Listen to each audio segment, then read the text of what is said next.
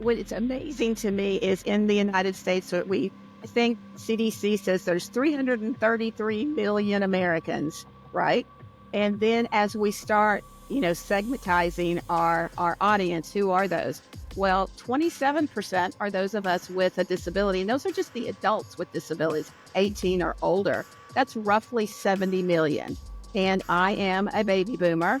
And in 5 years, I too will be in that statistic of our seniors. And right now, we're looking at 70 million.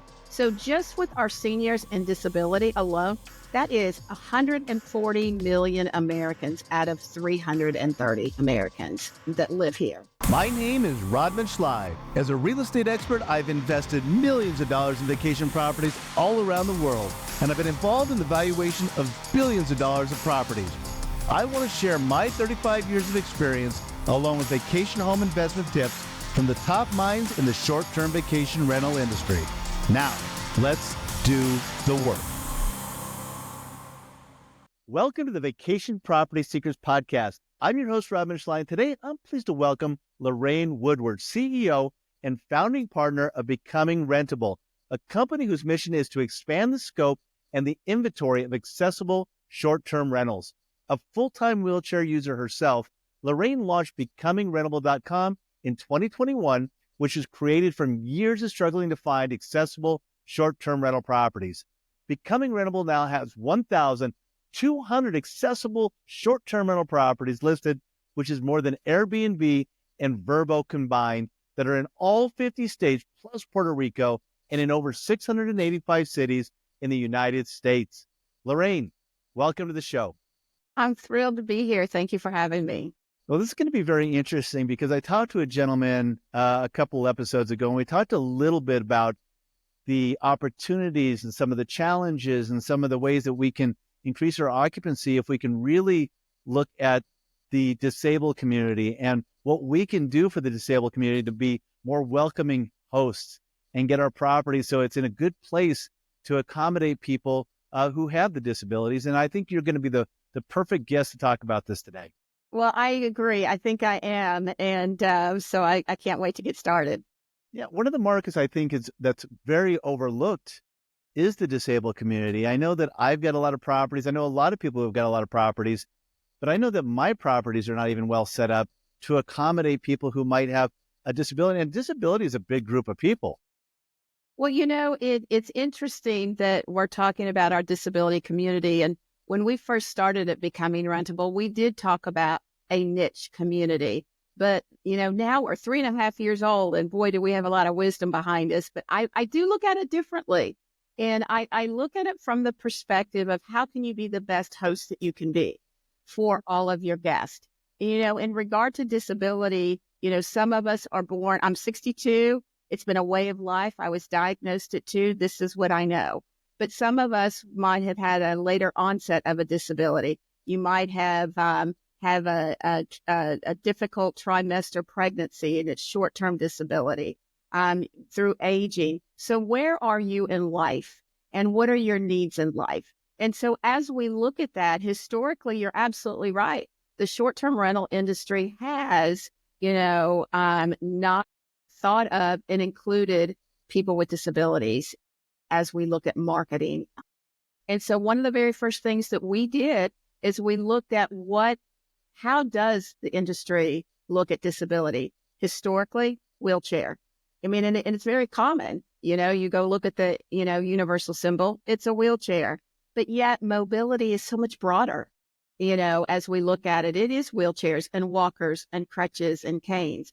And what are those areas that will help navigate and make that experience more positive? And so we look at that. We look at cognitive disabilities. We're just, as a society, starting to get more comfortable with the idea of invisible disabilities. We're hearing a lot more about autism. We're hearing more about dementia and Alzheimer's and brain injury.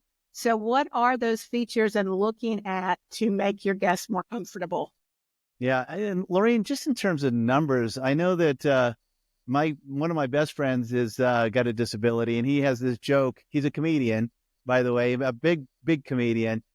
But he always talks about, his joke is is the disability or the disabled community is one of the only communities that anybody could join at any time. It's that, it's a minority that anybody could join tomorrow. They say you're just one bad bike ride away from, being able to join the community. So what size is that community? I mean, you're absolutely right. What it's amazing to me is in the United States, I think CDC says there's 333 million Americans, right? And then as we start, segmentizing our audience, who are those? Well, 27% are those of us with a disability. And those are just the adults with disabilities, 18 or older. That's roughly 70 million. And I am a baby boomer. And in 5 years, I too will be in that statistic of our seniors. And right now, we're looking at 70 million. So just with our seniors and disability alone, that is 140 million Americans out of 330 Americans that live here. So Well, it's humongous. But as your friend says, and I agree, it's where are you in life? It may be a long-term disability, short-term disability, but he's absolutely right. In a way, I sometimes look at the features that we promote and identify is like your own individual insurance. It's like you're preparing for that future, whatever it might be, or for a family member. And then we don't even think about visitability. And that's something I really think about, only because a reporter asked me, it's like, Lorraine, now that you've started, this company, where do you want to travel? And it's like, oh, I never thought of that. And he's like, well, why not? And I said, I didn't know it was going to be an option. And so I never thought about it. It's like, I just want to go to my next door neighbor and go to that party they're having or have a cup of coffee. But I can't because I can't get into their house. So an accessible short-term rental allows you to go to places where family members can come. It's like, I want some of that grandma pasta. So put me at the kitchen table. And it's like, okay, it's accessible. I can go over and visit. And so there's this huge opportunity in the short-term rental industry for making your properties and bookings, increasing your bookings, because I think that's what it's all about. Yeah. And I think too, you hit on something, you're talking about aging, right? I mean, even me, I'm 55 years old. And when I'm thinking about, okay, in 10 years, I might not be able to get up those steps like I could before, or I might not be able to go on 2 levels, or, as you age, you have those things too. And again, it's something that's not on top of mind when you're buying investment property, but at the same time, you're really excluding a very large segment of a market who would love to stay at your property. Like you said, who would love to come over and have some of that cooking that you're looking for. Exactly. And that's the greatest challenge that we have is that it's not top of mind. It's not something that we think about every day. I don't think about taking care of a horse every day because that's not in my world. And so how do we identify and bring this area of focus into the short-term rental that it becomes a mindset that we think about and a full inclusion when we're identifying the amenities of our short-term rentals? Yeah. And there's so many people, especially when you're an investor, you lead with the financial fundamentals. You go, okay, is it going to be economically feasible for me to make these upgrades or these repairs or put in these alterations to my property? Is it going to get me the return on my investment? And it's a shame that we think that way, but it's everything. You think about solar. People think about the same thing with solar power. Okay, if I put the solar panels on, how long is it going to take me to pay this back as an investor, right? And I would think that a lot of these changes or these modifications that would need to be made to a property, somebody's going to run those financial calculations in their head. How do you talk to that person and say, this is what you should do because it is going to give you those returns? It's all about the ROI, the return on investment. You're absolutely right. And I do think about that. And, again, when we think about modifying, we tend to go to I need an elevator. That's $25,000. I need to gut my bathroom. There's another $20,000. But there are a lot of different ways that are no cost and then low cost. I mean, one is information, and information is key. And it's what do you have? And a lot of times we don't even think about what we have that is accessible. Great point is in the investments that you have, how many concrete driveways do you have? Let's say you have 5. How many have a concrete driveway for you? Well, mine are down in Costa Rica, and so I have no concrete driveways in mine. Well, okay. Well, we won't go to that one because, we're going to focus on America. Yeah. But for me, I need a hard surface driveway. It Mm. can be stone. It can be concrete. It can be not gravel, not grass, not sand, because I can't get around it. So your driveway could be an accessible feature and not even knowing that. Now, Costa Rica may have these beautiful wide doorways, right? Well, you want to identify that in your listing that you have a 36-inch door, a 30-inch door. So again, you might have a family member that has a disability, but they're of short stature and their wheelchair is small. I'm a wide load, so I need a 36-inch door.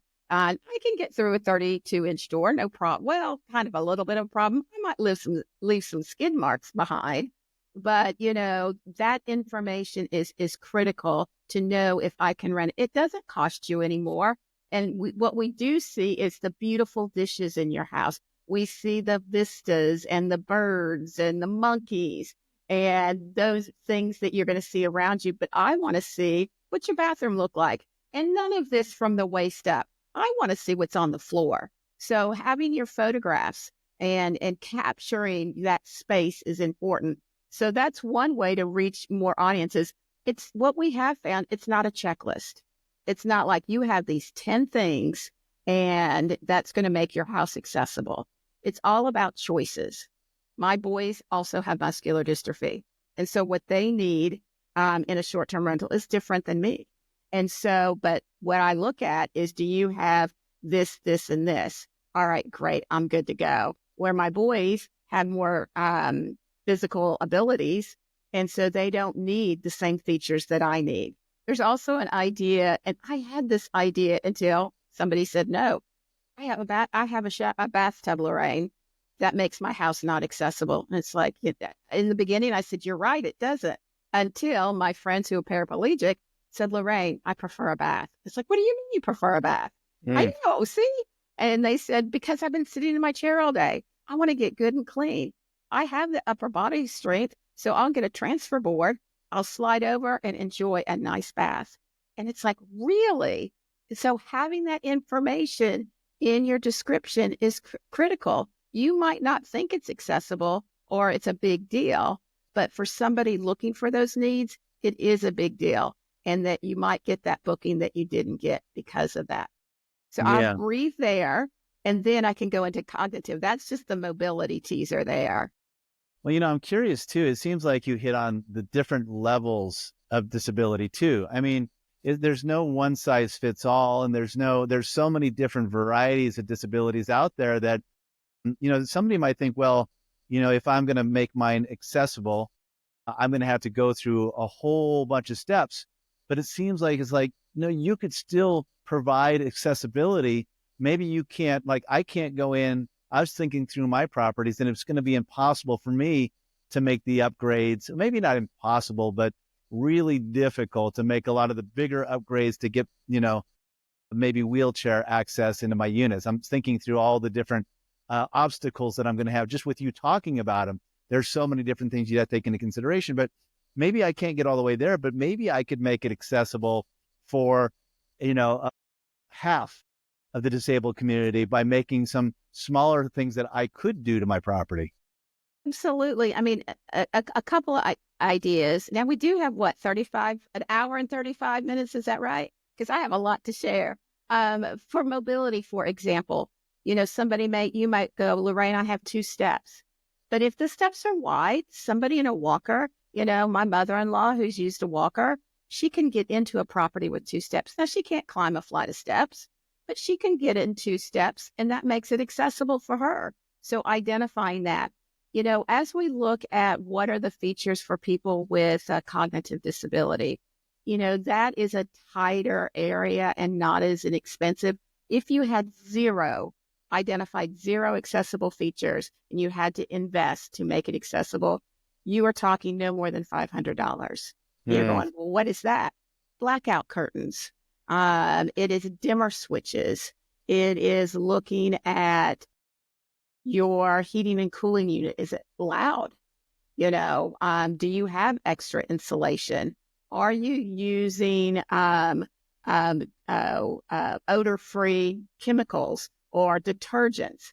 So again, there are a number of features that you can reach a community that in the travel industry is not being met at all.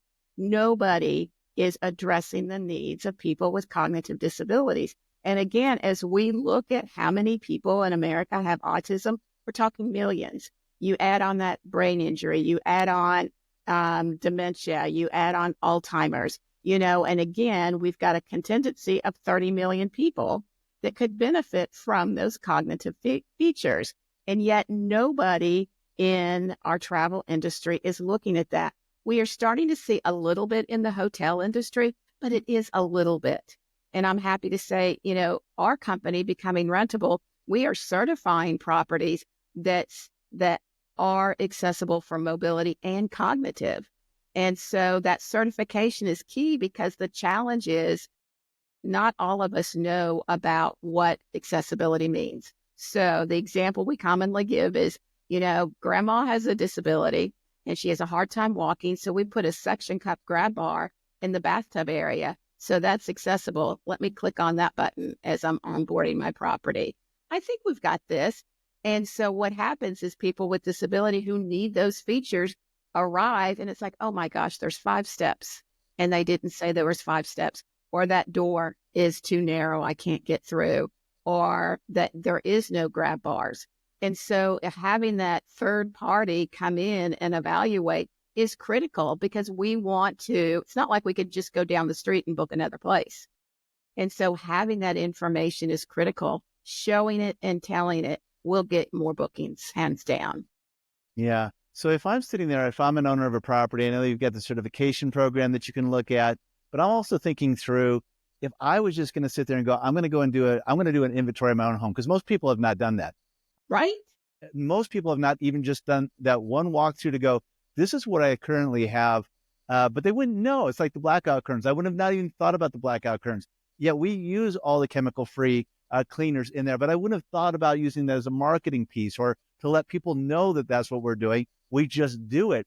But would you say the first step is just really sitting down and self-identifying some of these areas where you're already doing it? Absolutely. I mean, actually, I might be doing a little social media output on that. Haven't thought of it. So thank you. Absolutely. Absolutely. We have 63 filters on our website. You can go to Becoming Rentable and you can look at what are these 63 filters? What are those? And so look at what they are and what do you have? Do you have a clear path to the front door? Do you have a zero threshold entry, which means basically there's no steps to get through that door?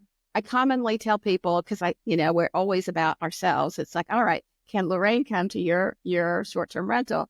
Can I drive up to your property, get out of my van, make it to your front door? I'm in an electric wheelchair, so that's an easy one to think about. You can also sit in an office chair and take your office chair and go through your house and look at, oh my gosh, my microwave is way too high. I can't access it. Or wait a minute, we have a second microwave and it's on the counter. I've got it. Or we have a lower one, in the cabinet. So I look at, can I get into the house? Can I go to the bathroom physically? Can I get to the toilet? How am I going to take my shower or bath? My favorite is brushing my teeth. Do I need to do the side angle spit or can I roll under it? Because a pedestal sink, you don't think of it as a roll under sink. I have a pedestal sink and that is a roll under sink, but we don't think about it in those terms. Can I participate in the kitchen? Can I pop my popcorn for the movie time? And then can I participate in family activities? So mentally just kind of go through that. But if you want those more, what we call descriptive filters versus, like Airbnb and Verbo. Verbo has 2 filters, elevator and accessible. Well, what does that mean? It really doesn't give that descriptive distinction of what is wheelchair accessible. So what we like to do and look at is identifying, okay, do you have that 36-inch door?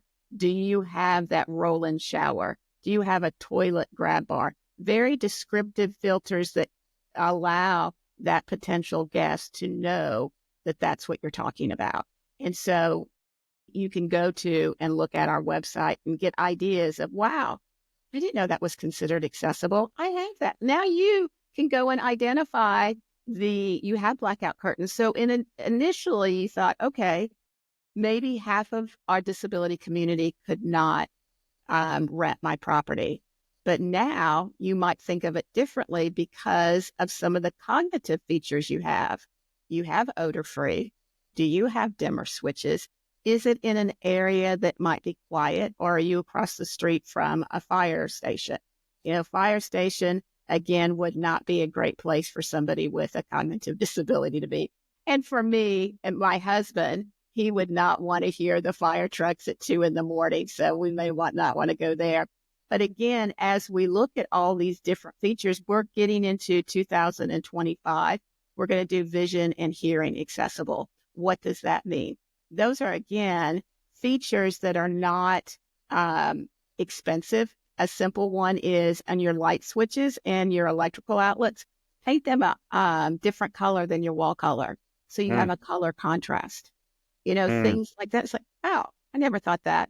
It could be paint, or it could, when you buy them, buy a different color. Hey, everybody. I hope you're enjoying this episode of the Vacation Property Seekers podcast. I want to let you know about one question that I get all the time, and that's, how do I forecast my cash flow and my profitability when investing in a vacation home?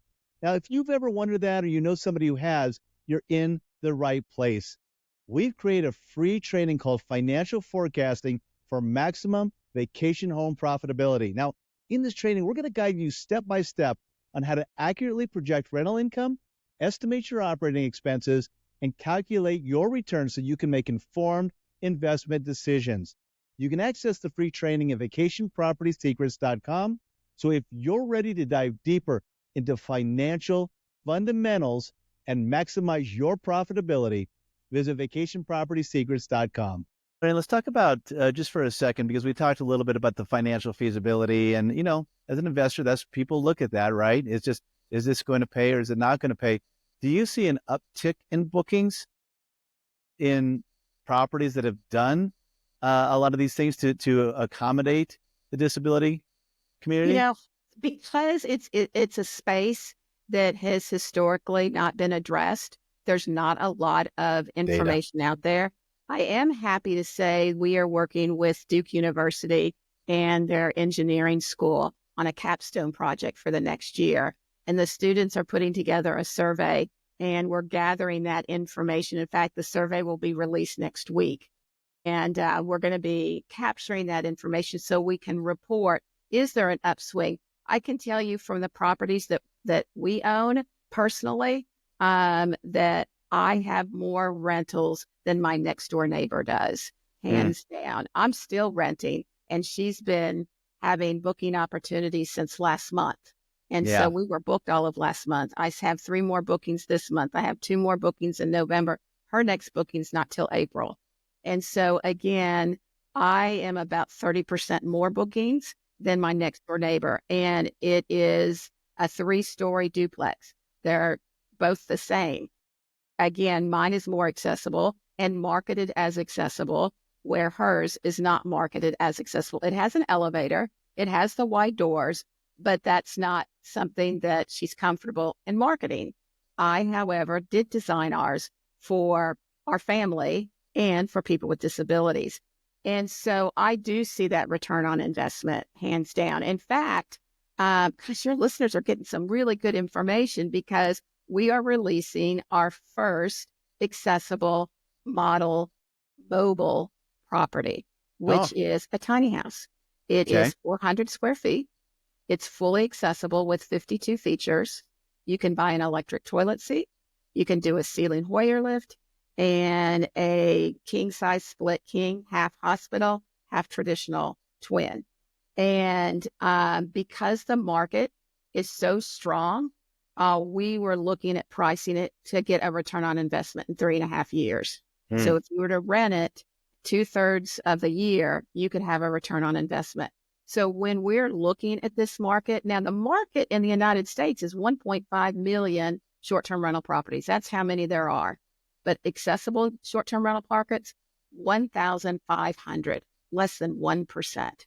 So Wow. again, as an investor, there is a humongous opportunity.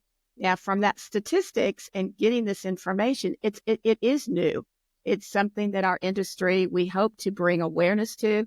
We hope to share, the business aspect that this is a good business opportunity. I will tell any investor, hands down, 100% guaranteed bookings for any accessible short-term rental near a hospital. We did a survey when we first started our business looking at where are their needs. And so we did the top 20 children's hospitals in the United States. And in fact, Mayo Clinic said, Lorraine, if you could get accessible short-term rentals near St. Mary's and Mayo Clinic, and we will name a street after you. It is one of our greatest challenges is, again, people have an early morning surgery and they live 6 hours away. What are their options? Hotels are not an option. And so if there is not an accessible short-term rental, which are very few near hospitals, there's a humongous need. Hospitals, rehab centers, and that would be my greatest advice for any investor is create and build. And now we're gearing up for the Olympics, so there's another opportunity. We have Olympic activities throughout the United States gearing up for 2025. And so to gear up, we have adaptive sports programs. Colorado is a huge community for adaptive sports, but yet there is very few accessible short-term rentals in Colorado. There's a huge need. So as we look at, in fact, a curling association, when I first started about a year into it, got a call from North Carolina's head of the curling association. They said, Lorraine, we need your help. I said, okay. I said, I don't know anything about curling, but how can I help you? And they said, well, we have to forfeit at least half of our games per year because there's no places that we can stay going and traveling. And it's like, all we want to do is play our game. That's all we want to do is play our match. But we have to forfeit more games than we play because there's not enough accessible places. The National Wheelchair Basketball Association got a hold of me and they said, Lorraine, it is not uncommon that when we go and look for accessible places for our team to stay, that they will crawl up to upstairs to find one accessible room that all of the players will share in the bathroom. This is 2024. I mean, it's crazy that we're seeing, and hearing these stories that shouldn't take place. And we can do something about it. And it is that inclusion of information. It is thinking about what are those features that will allow people to travel, particularly as we're gearing up for our senior community. By the 2030, we'll have more seniors than new births in America. That's going to be the first time since World War II. And this is a group of people that have money. They want to travel. And I think that's the other thing from an investor standpoint is that there's an idea because of the name Handicap, which means cap in hand, that we're beggars, that we don't have money. Yeah. $558 billion is not being spent with excess money that our disability community has that wants to travel. You are leaving money on the table by not including accessible features in your rental. I'm thinking a little bit too, Lorraine, and I'm thinking about, a typical house. You get, so you got a 2-story home. Maybe it's, 2 up and 1 down, or 3 beds up, 1 down. I mean, theoretically, I would believe if you've got, like my house is set up, we set it up with a downstairs bedroom and a downstairs bathroom because our parents are aging. And I wanted to be able to accommodate my parents, when they came to town, so they could stay on one level. They had the accessibility of the bathroom right next to them, and they could get to the kitchen really easy. It was set up like that. But if I'm sitting there with a rental property, when people come in, you might not have, I wouldn't say that you're going to have a household where everybody has got a disability, and you could put in that one bedroom, or you could accommodate even a one bedroom with a one bath of the house, so that you could at least accommodate the one person who's coming in with a family who does have that disability. Absolutely. And that's one of those features that we say all the time. If you have a primary on the first floor, make sure that you include that in your description, because that is important to know. Because absolutely, again, it could be like my mother-in-law who uses a walker, can climb up that one step. Now, recently, I did get a call from somebody that wanted to make their house accessible. And they're going, Lorraine, we only have concrete in the driveway, in the garage, but yet there's a half flight of steps, and there's no way. And I said, well, what about a chair lift? It's a platform lift, and that way you would take out the staircase and you'd put the platform. Well, we can't afford that. And I said, let's go online. $1,200. That was it to Yeah. put this chair lift in. She goes, Lorraine, I'm buying it today. She goes, I had no idea it was that affordable.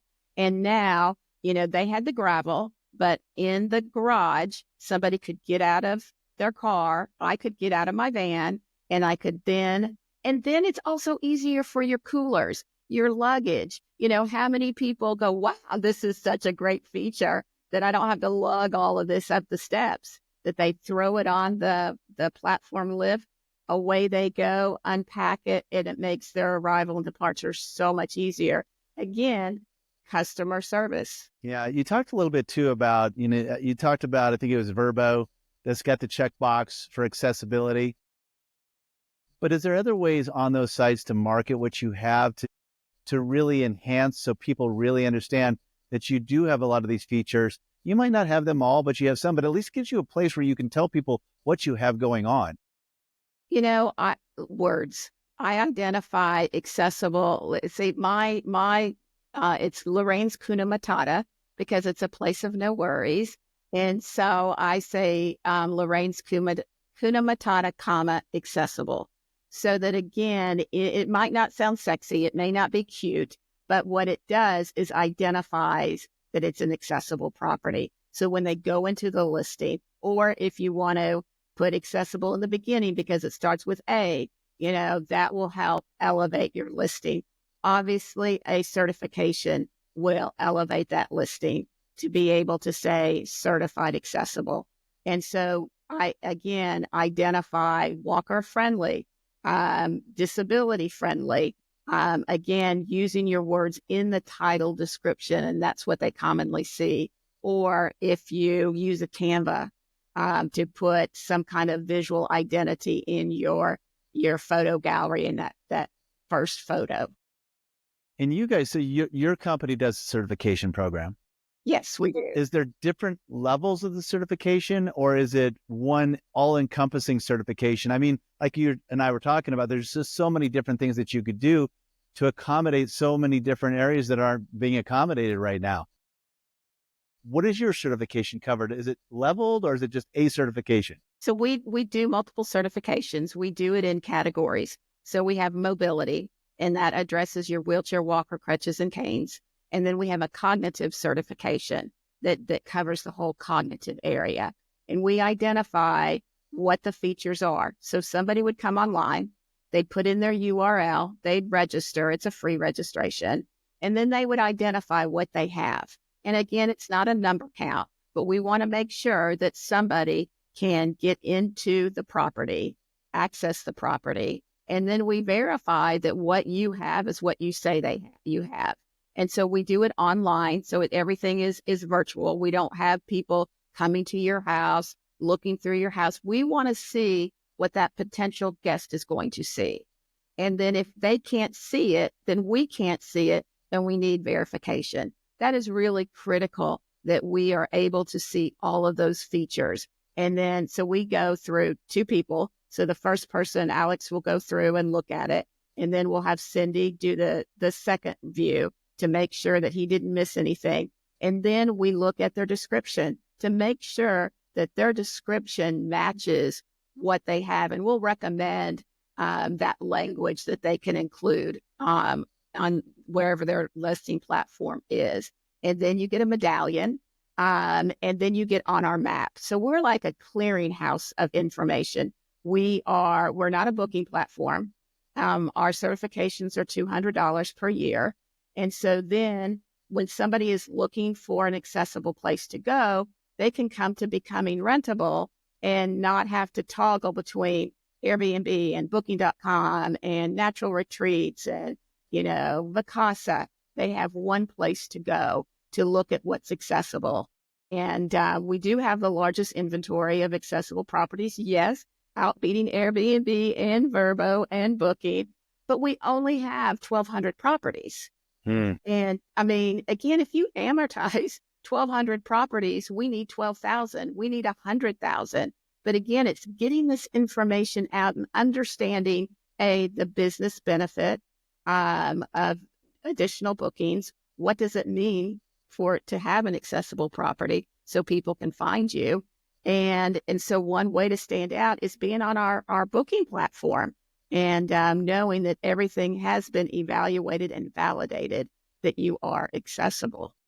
Yeah. It seems to me when you think about a hotel, I mean, those folks have to become ADA compliant, right? They've got to have the ramps. They've got to have the door, not the whole property, but they have to have the property set up so they can accommodate the disabled community. So, but we don't. We don't. We're not required to do that. And so, it's really a disservice when folks who really would rather stay in a house, would rather be able to cook, and stay in an atmosphere other than a hotel, that they don't have all those options either. So I'm sure that a lot of times people are going, yes, please put this in. I will come stay at your property because I want that. And I can't get that right now. Exactly. I mean, we've been doing more and more research about the differences between a short-term rental and hotels. Hotels are limited in what they have to offer, and how many rooms that they have. So you're a hotel with 400 rooms. Well, you're only required by law to have 2 accessible rooms. And those sometimes are given out to people who I need more space, but not necessarily because of the features and the needs.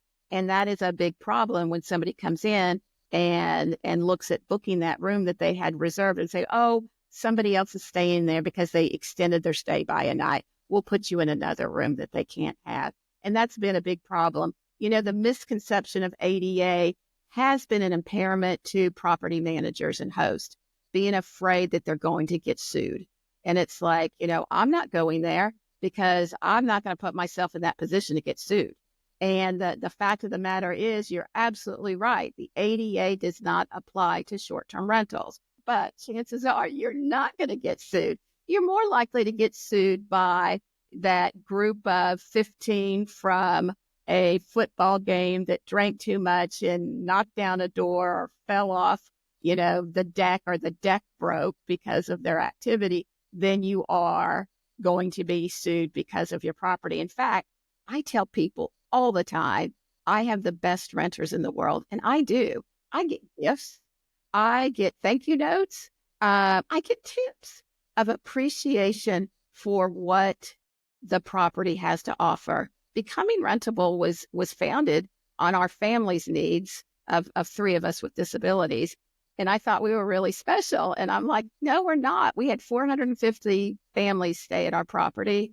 Their stories were all the same. It was like finding a needle in a haystack and how difficult it was. And that's why we created it. And consequently, I don't have these huge fees of needing to, patchwork walls and clean up after vomit down the steps. I hear these stories from my neighbors that have short-term rentals. I have never had 15 years, not one of those instances at all. And so there is a different level of appreciation for what you have when that is being recognized by the host. Yeah, no, I love that. And Lorraine, this is such an important topic. And I know that we're kind of getting to the end of our time, but I want to make sure that people can find you, because I think it's so important that they at least learn about what they can do, learn about how they can be better, learn about how they can be just a better host for their guests, where do they need to go to find out more about you and what you're doing? It's easy. We're Becoming Rentable, and that's Rentable, becomingrentable.com. We're on LinkedIn, we're on Instagram, we're in Facebook. We're trying to be everywhere, but I do encourage people to come to becomingrentable.com. You have a question. We do a lot of phone calls and guiding people, directing people, giving them advice. Happy to do that. Our goal is to increase the number of accessible short-term rentals, and it's a huge task. We're up for it, but it's shows like this and getting the word out that is going to help change the way we look at accessible travel, not only in the United States, but throughout the world. So thank you very much. Well, it's already changed the way that I'm thinking about it. I'm going through my head doing an inventory as we're talking. So I'm excited to kind of go back and look at what we're doing right and what we might be doing wrong too, so we can be better hosts. But I've got a lot of young people, and I don't want to say young investors, let's call them that. Yeah. People who are just coming in, trying to learn what to do in this marketplace. What would be one piece of advice that you'd give them, your most valuable piece of advice as they're coming in to this new thing of short-term vacation rentals that could really help them enhance what they're doing with their rental? Wow, that's a really, really, really tough question. But as an investor, and you're looking at it, again, in your description and in, looking at who would be a good fit for your short-term rental, look at full inclusion. What does that mean to you? Is it that visibility component that somebody can come and visit? Maybe not stay because you don't have all of the features that you would like to have, but they can get into your property. They can go to the bathroom and they can enjoy a great dinner or maybe a movie in the living room. And so to identify those things, and when you don't know what those areas of features are, come visit us at Becoming Rentable to know that paint colors mind, how many trinkets you have on the wall matters. Again, when we're looking at cognitive disabilities, we want a more clean environment with not a lot of, things to touch and feel. And you may go, well, I just like the simplicity of it. It's a great feature. Put that in your description. I don't know if I've answered the question at all that you gave me, but I do, look at not just looking at one particular audience, but looking at what the needs of all of us are. Yeah, no, that's great advice. And I appreciate that. Anything that we can do to be better hosts is going to benefit us all in the long run. Absolutely. All right. Thank you so much for coming on the show today. I think this has been very, very valuable. And again, go check out Lorraine's stuff. Go to her website and check out what she's doing, because I really do think that this is an area that we could really, really be progressive and improve on. Absolutely. Thanks, Lorraine. Thank you. Thank you for tuning in to this episode of the Vacation Property Secrets Podcast. If you enjoyed the show, we'd really appreciate it if you could leave a rating and a review on Apple Podcasts or Spotify. By leaving a review, you not only support the show, but you also help others find and enjoy it just like you did. Also, please share this episode with somebody who could benefit from it. And if you're aiming to build a short-term vacation rental investment business that's based on strong investment fundamentals and not just emotion, I'd love to invite you to a free training that I'm hosting. It's my financial forecasting for maximum vacation home profitability training, an on-demand video course that's completely free.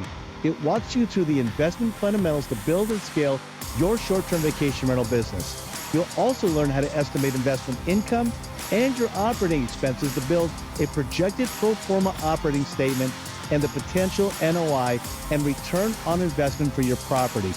Just go to vacationpropertysecrets.com to get access to your free training. We'll see you next week for another episode of the Vacation Property Secrets Podcast.